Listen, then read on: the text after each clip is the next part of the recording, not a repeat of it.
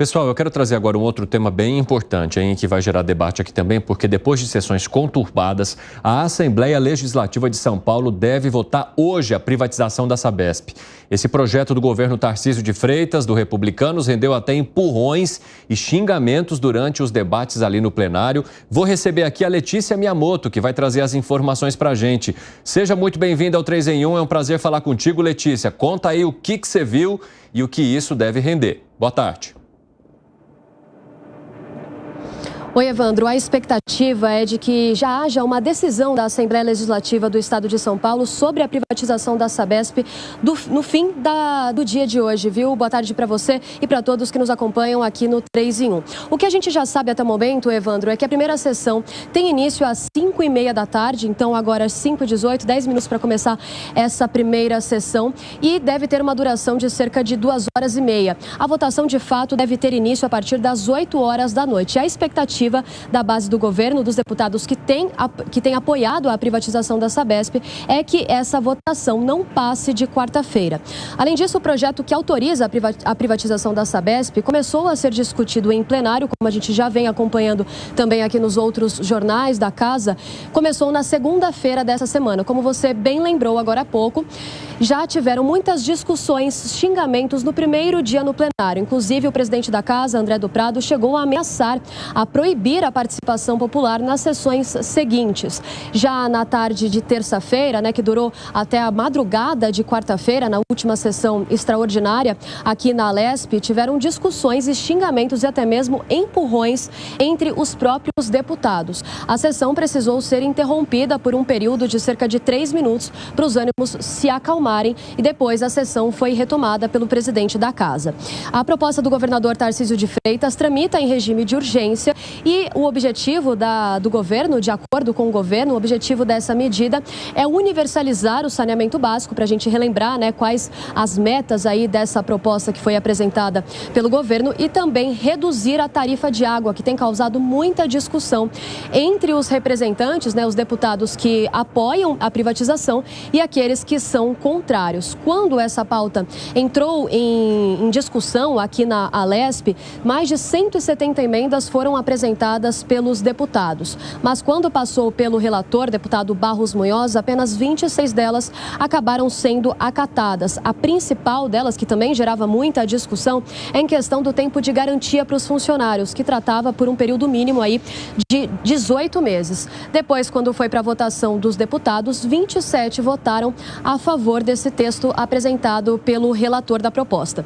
Na terça-feira da semana passada, a oposição apresentou 2 emendas de plenário, com temas também bastante relevantes, que eram de, como eu disse, bastante discussão. Como, por exemplo, o tempo de garantia desses funcionários. Eles queriam que passasse de 18 meses para 3 anos, a oposição tinha esse objetivo, e também de que as alterações que viriam a ser feitas na política de distribuição de dividendos da Sabesp aos acionistas fosse passada pelo Estado. As emendas obrigam a Alesp a retornar o texto para a discussão das comissões, mas pelo caráter de urgência, que já tinha sido definido logo no início da tramitação aqui na Alesp, então essa discussão passou a ser feita diretamente no plenário, que também deve ser comentado já no início dessa primeira sessão extraordinária dessa quarta-feira. Mesmo assim, conversei com a oposição desde que a discussão entrou em pauta também aqui na Alesp, e o que eles afirmam é que continuam vão trabalhar para empurrar essa votação pelo período máximo,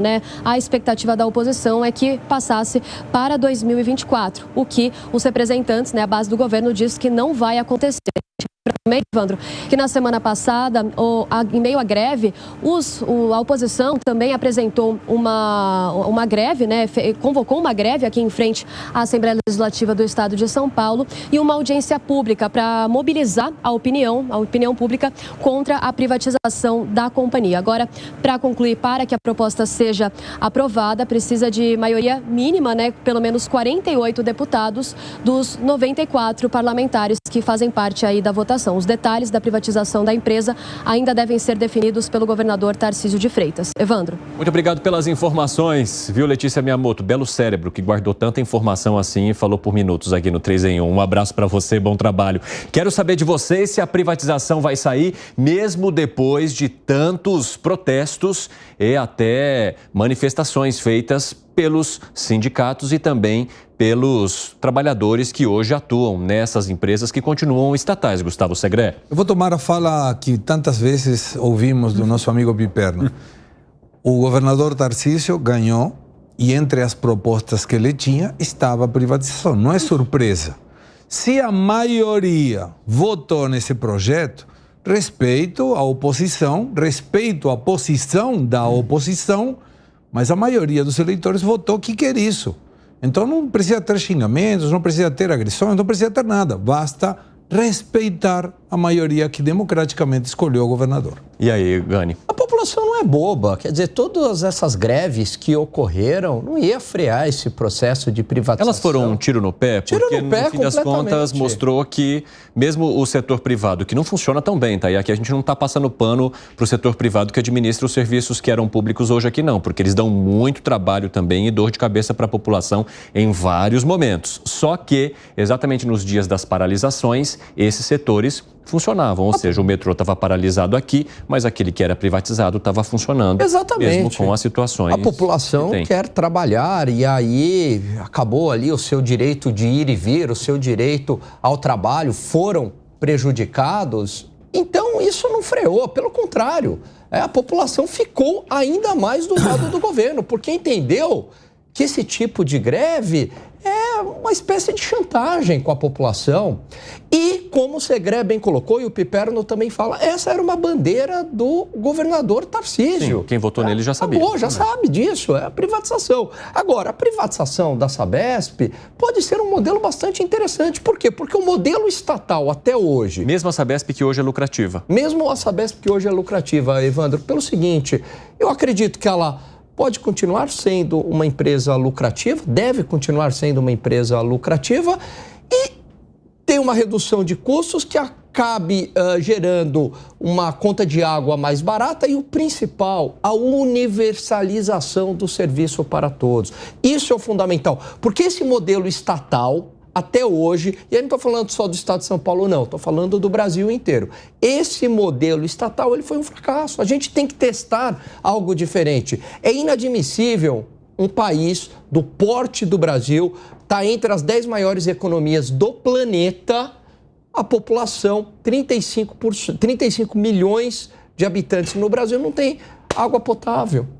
100 milhões não têm acesso à rede de água e esgoto. Isso tem um efeito, tem efeito sobre a saúde, sobre a educação. Não dá para eu ter uma boa educação se 100 milhões não têm acesso à rede de água e esgoto, saneamento. Né? Se 35 milhões vão beber água contaminada e vão ficar doentes, como é que eu vou falar de boa saúde e boa educação? Então, esse modelo, ele tem que ser testado. Talvez não dê certo, a gente volte atrás. Mas o modelo estatal, ele não tem funcionado. Ô Luiz Felipe Dávila, mesmo a Sabesp que entrega bons resultados, qual seria a diferença entre uma Sabesp com bons resultados na mão do poder público e uma Sabesp que vai com bons resultados para a mão do poder privado? Bom, vou dar dois exemplos, um micro e um macro, que é interessante. O micro, eu andava outro dia na Marginal, ali perto do Shopping Eldorado, roubaram uma tampa do bueiro da Sabesp.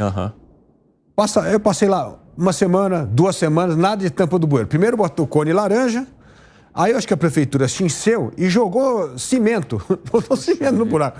Por que eu fiquei imaginando? Eu falei, é incompetência da Sabesp? Não, é a governança de uma empresa estatal. Provavelmente, para você comprar uma tampa do bueiro, precisa abrir uma licitação, precisa fazer concorrência. Enquanto isso, você fica um mês com o buraco na rua.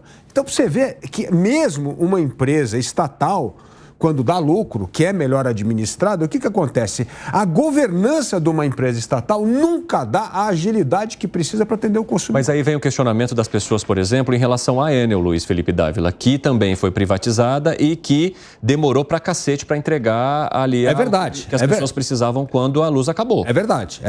A grande... Então aí falei, era para falar caramba. Era caramba a palavra. Vamos lá, eu vou falar sobre a Enel. A grande vantagem da Enel é que quando ela não presta bom serviço, você pode botar ela para fora, fazer uma nova licitação e com a empresa estatal você está casada com ela pro resto da vida. É que nem casamento de reis, você não tem desquite, vai até o fim da vida com ele. Mas voltando aqui, mesmo essa empresa estatal tem 35% de desperdício de água. Sabe qual que é a média de uma empresa bem administrada? 7%. Aqui, a melhor estatal do saneamento tem 35% de água tratada sendo perdida. Aí, esse é o micro. O macro. Foi feita uma consultoria com o IFC, que o Segré conhece muito bem, um órgão internacional que avalia investimentos financeiros no mundo inteiro.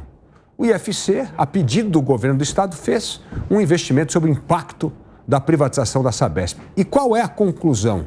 A conclusão é que nós vamos antecipar 4 anos a data da universalização do saneamento no estado de São Paulo. Vai ser para 2029 em vez de 2033. Segunda coisa, vai trazer investimento a mais de 10 bilhões de reais do que havia já sido planejado para a empresa. Tá certo? Terceiro, vai resolver toda essa questão de manancial, que é outro grande problema no estado de São Paulo. Então, esse é um estudo que apresentou do IFC. Então, quando você pega o estudo de uma organização independente de investimento, que analisa investimento público, tem experiência em investimento público como poucas, dizendo que vamos antecipar 4 anos a privatização, que vai ter 10 bi de investimento privado, que o governo vai deixar de tirar dinheiro também do orçamento do estado para colocar numa empresa estatal e vai poder gastar com outras coisas como transporte, saúde e educação. Só mostra as vantagens que nós temos de apelar para um modelo que a gente já sabe que o estatal foi um fracasso por esses números que o Alan Gani trouxe aqui. Nós temos mais de 60 anos de oligopólio estatal no saneamento e metade da população não tem acesso a esgoto e 35 milhões de brasileiros não têm acesso à água tratada. Fala, Segré. Quando foi Telesp, na época, 1998, a grande maioria das pessoas que trabalhavam, que estavam vinculadas com isso, foram contra essa privatização. E eu lembro que ter um telefone era uma linha no balanço, era um ativo no balanço. E hoje nós temos a possibilidade de comprar linha, vender linha, comprar chip, comprar um monte de coisas que antes não tinha. E agrego o que você mencionava. Segundo o próprio governador, deve ingressar aos recursos do Estado 66 bi em função dessa privatização. Agora, 5h29 da tarde, o pessoal da rádio vai para um rápido intervalo. Daqui a pouco espero vocês de volta. Nas outras plataformas seguimos. Fábio Piperno. Bom, em relação às projeções de investimento, até essa que o governador fez, eu prefiro aguardar um pouco mais, porque isso a gente também vê toda hora, algumas projeções, algumas estimativas absolutamente formidáveis e tal, que acabam não se concretizando depois. Aliás, a gente tem vários exemplos aqui no Brasil, já citei não só a Enel, mas também a questão da Light, Supervias e outras tantas aí. Elas podem dar certo ou não. O governador tinha a privatização da Sabesp como bandeira de campanha. Ponto.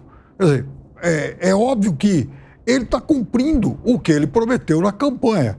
Da mesma forma que eu cheguei a perguntar para o governador aqui sobre o ensino das universidades, em algum momento ele imaginava cobrar mensalidade ou até mesmo privatizar a USP e tal, e ele disse que não, continua seguindo o modelo que sempre foi praticado. Então, amanhã depois, se ele resolver privatizar USP, Unesp, Unicamp, aí merece críticas. Da mesma forma que se o Lula amanhã depois resolver privatizar a Petrobras, fala, o senhor não prometeu isso.